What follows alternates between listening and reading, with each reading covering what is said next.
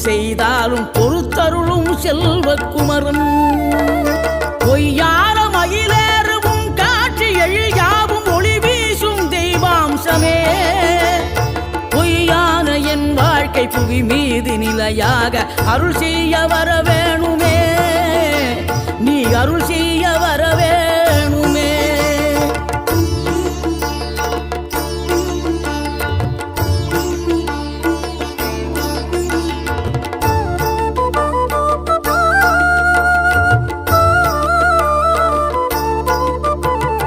இகழ்தலையும் புகழ்தலையும் ஒரு முகமாய் கருதும்படி செவி உரைத்த முத்து குமரன் நீ வறுமையையும் வளமையையும் சமநிலையை உணரும்படி மதி கொடுத்த